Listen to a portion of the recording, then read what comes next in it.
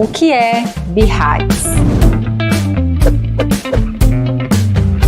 A gente vai precisar entender um pouquinho sobre esse tema para que a gente consiga entender os outros assuntos dos vídeos que a gente vai postando aqui nesse mês de outubro. O BIRADS é um sistema adotado para estimar qual é a chance de determinada imagem de um exame de ser câncer. E ela vai variar de 0 a 6. E o BIRADS ele vai ajudar a orientar a conduta médica. E aqui é importante eu te dizer que o BIRADS ele não estima o grau de crescimento ou o tipo do tumor, nem dá dicas de tratamento. O BIRADS apenas ele vai te dizer, né, a chance de haver câncer por este exame é X%, por exemplo. A partir daí, o médico decidirá se há necessidade de um outro exame complementar ou se a mulher segue o rastreamento normalmente com nova mamografia, por exemplo, no próximo ano. O BIRADS surgiu com alguns objetivos, dentre eles: o primeiro, padronizar a linguagem utilizada no diagnóstico mamário. O segundo motivo do BIRADS ter surgido foi reduzir confusões inerentes à interpretação e recomendações do exame, para que não ficasse cada profissional falando uma linguagem diferente. E o outro motivo também é que o BIRADS ele permite uma auditoria dos serviços de rastreamento e diagnóstico do câncer de mama.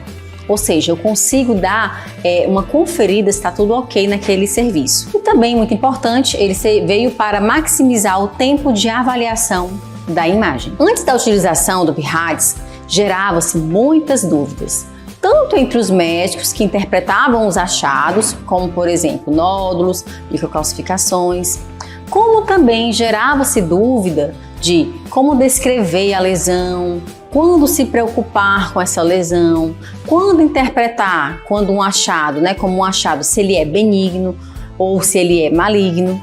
E também para o médico que recebia o laudo, o clínico que recebia o laudo, ele recebia aquela imagem com uma descrição, mas que não tinha padronização. Então, assim, cada profissional falava uma linguagem própria. E aí, se a gente fala cada uma linguagem, a gente não se entende. Então, o médico clínico, ginecologista, mastologista, ele ficava na dúvida frente àquele achado. Se ele iria, por exemplo, precisar fazer uma biópsia, se ele poderia ficar acompanhando com os exames, ou se ele precisaria, por exemplo, complementar. O BIRADS ele é dividido na sua classificação. Vamos fazer aqui um resumo. O BIRADS 0, uma avaliação que foi incompleta. O BIRADS 1 é um exame que não tem nenhuma alteração, é um exame sem achados. O BIRADS 2 é quando o médico ele acha, ele tem um achado, mas esse achado ele é benigno e eu tenho certeza que eles são benignos, ali não tem chance para ter câncer. E o BIRADS 3 é o BIRADS que mais causa confusão, é um achado provavelmente benigno. O achado de BIRADS 4 é um achado que tem uma suspeita para a malignidade, o BIRADS 5 é um achado altamente suspeito para a malignidade, e o 6 é quando essa paciente ela já tem uma malignidade comprovada. Agora a gente vai ver no detalhinho um a um. O BIRADS 0, geralmente, vem esse BIRADS, por exemplo, quando a paciente ela faz uma mamografia e a gente não consegue concluir algo daquele exame. Pode ser porque a paciente tem uma mama com muita glândula mamária, que a gente chama isso de mamas densas, que eu vou te mostrar aqui para você entender o que é isso, de mamas densas.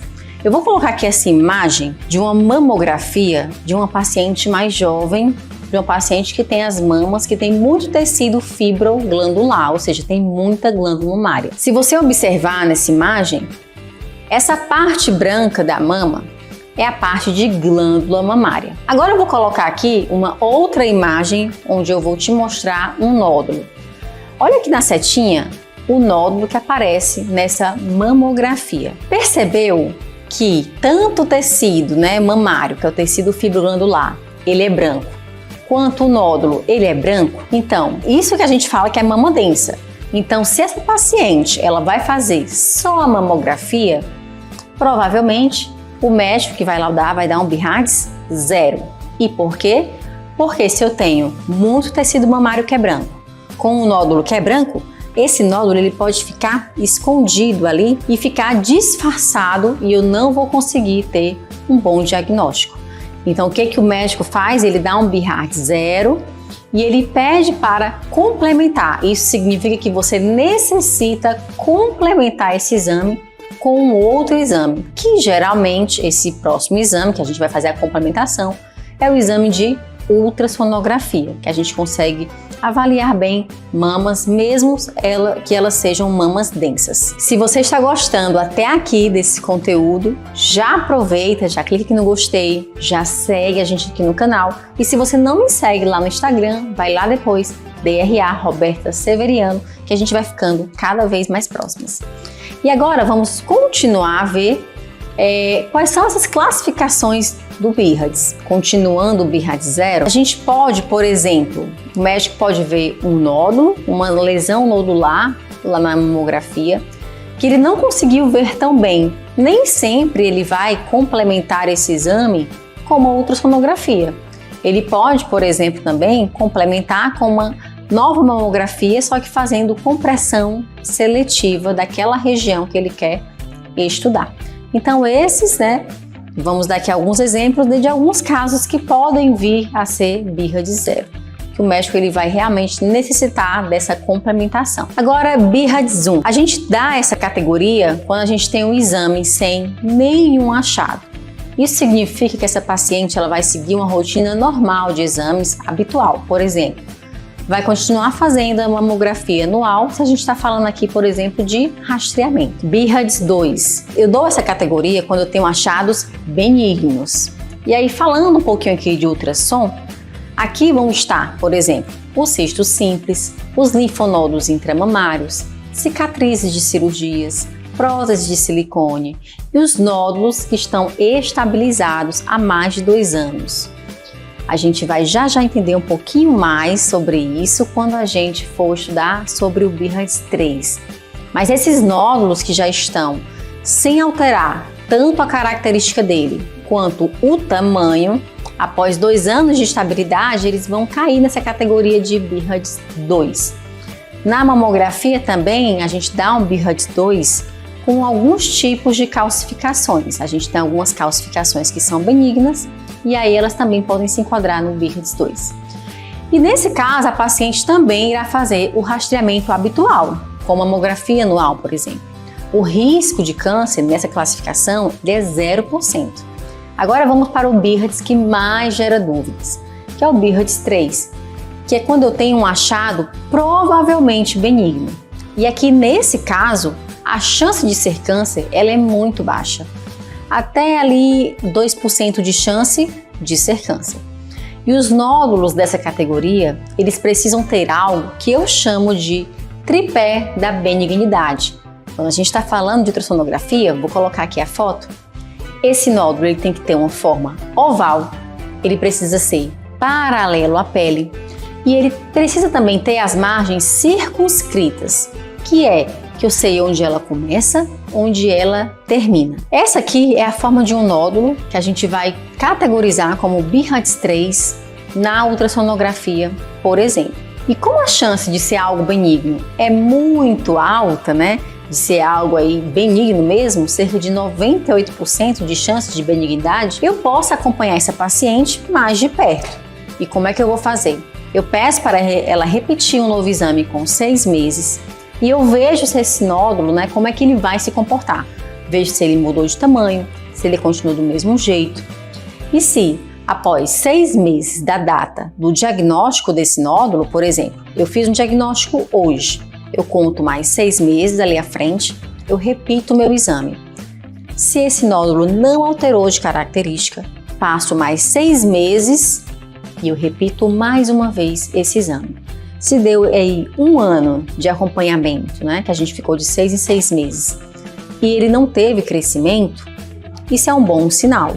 Então eu vou agora esperar mais 1 ano e eu vou repetir mais um novo exame. E quando temos 2 anos que esse nódulo ele não muda, ele não cresce, não altera a forma, ele fica do mesmo jeito, a gente vai reclassificar esse nódulo para BIRADS 2. Pois aí eu já sei que realmente é uma lesão benigna. E aqui temos algo muito importante O BIRADS 3, ele é temporário. A paciente ela não vai ficar mais de 2 anos com essa classificação. E eu costumo pegar pacientes que estão há 8 anos com BIRADS 3, 5 anos com BIRADS 3. Isso não existe. Essa classificação é temporária. A gente só fica no máximo ali 2 anos. Se o nódulo está estável, ele vai ser recategorizado. Mas e aí você pode me perguntar, e se o nódulo mudar? Aí a gente vai reclassificar para o BIRADS 4 e essa paciente ela vai para a biópsia. E agora falando da categoria BIRADS 4.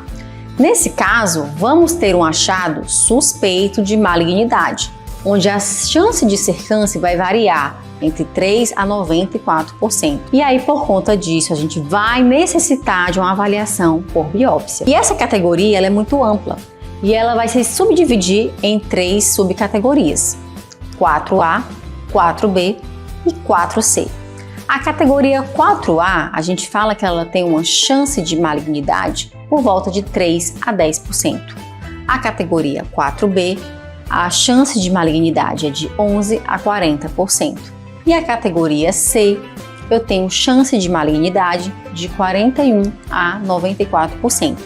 Mas independente se o médico que vai lá dar o seu exame, ele vai usar ou não essa subdivisão em 4A, 4B, 4C, se achar um BIRADS 4, esse paciente vai necessitar ir para a biópsia. E o BIRADS 5? Aqui nesse caso eu vou ter um achado onde eu tenho 95% de chance desse achado ele ser câncer. É um achado que eu digo que ele é altamente suspeito e eu também vou precisar fazer biópsia. E o BIRADS 6 são aquelas pacientes que já têm o diagnóstico histopatológico, ou seja, elas já fizeram a biópsia, já descobriram que era câncer.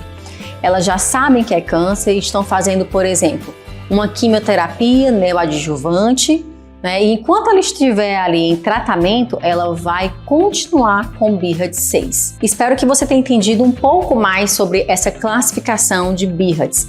Vai ser importante que a gente entenda ela, porque os nossos próximos vídeos que a gente vai estar fazendo, em especial esse Outubro Rosa, a gente vai falar bastante sobre tipo de classificação. Se ficou alguma dúvida, escreve aqui nos comentários.